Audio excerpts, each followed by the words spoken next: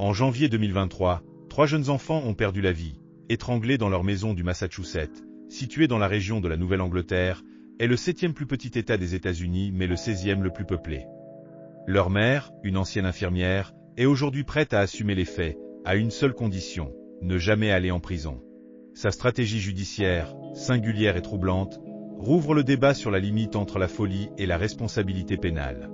Le 24 janvier 2023, à Duxbury, Lindsay Clancy, 35 ans, aurait étranglé ses 3 enfants avec un élastique de fitness. Cora, 5 ans, Dawson, 3 ans, et Callan, 8 mois, sont décédés. Après les faits, elle s'est infligé des blessures et a tenté de se jeter du 2e étage de sa maison. Elle a survécu mais reste paraplégique et attend son procès, prévu le 20 juillet. Le dernier développement de cette affaire fait grand bruit. L'avocat de Lindsay Clancy a proposé au tribunal que sa cliente reconnaisse formellement avoir causé la mort de ses enfants. En contrepartie, elle demande que le procès se concentre uniquement sur sa santé mentale au moment des faits.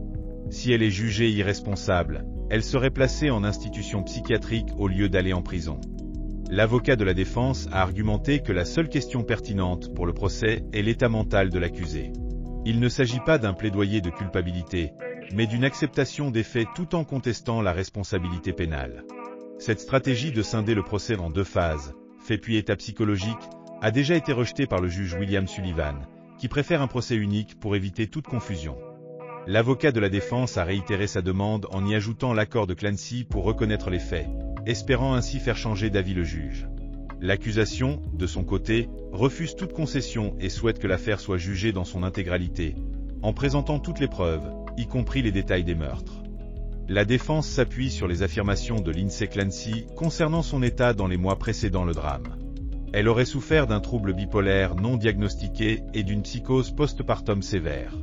Entre octobre et décembre 2022, elle aurait reçu 10 médicaments différents, un cocktail médicamenteux que la défense juge dangereux et inapproprié. Lindsay Clancy accuse ses médecins de ne pas avoir diagnostiqué sa bipolarité et d'avoir multiplié les prescriptions sans suivi adéquat. La question de la santé mentale des jeunes mères est récurrente dans les affaires d'infanticide, mais rarement avec un historique médical aussi complexe. La liste des 10 médicaments prescrits à Lindsay Clancy, antidépresseurs, anxiolytiques, somnifères, antipsychotiques, sédatifs, stabilisateurs d'humeur, interpelle les spécialistes. La défense soutient que ces traitements, avec leurs interactions potentiellement graves et leurs changements fréquents, ont altéré sa personnalité, la rendant non responsable au moment des faits. L'enjeu de cette bataille procédurale est immense. Si Lindsay Clancy est jugée pénalement responsable, elle risque la prison à vie pour les 3 chefs de meurtre au 1er degré. Si elle est déclarée non responsable en raison d'une psychose, elle serait internée en établissement psychiatrique, potentiellement pour une durée indéterminée. La défense cherche à tout prix à ce que le procès se concentre sur la santé mentale, afin d'éviter que des détails macabres sur les meurtres ne soient présentés au jury, ce qui pourrait anéantir toute empathie à son égard. Patrick Clancy, le mari de l'accusé et père des 3 victimes, découvre la scène en rentrant chez lui, un drame qui bouleverse sa vie. Il s'est exprimé publiquement à de rares occasions pour évoquer la mémoire de ses enfants, vivant une douleur indicible entre le deuil et la recherche de justice. Cette affaire soulève des questions sociétales importantes sur la prise en charge des troubles psychiatriques post-partum. Comment le système de santé gère-t-il ces troubles? Quand la responsabilité bascule-t-elle du patient vers le médecin? La psychose post-partum touche 1 à 2 femmes sur 1000 et peut être évitée par un diagnostic et un traitement précoce. Le procès de Lindsay Clancy, prévu en juillet, pourrait marquer un tournant dans la manière dont la justice aborde les troubles psychiatriques liés à la maternité.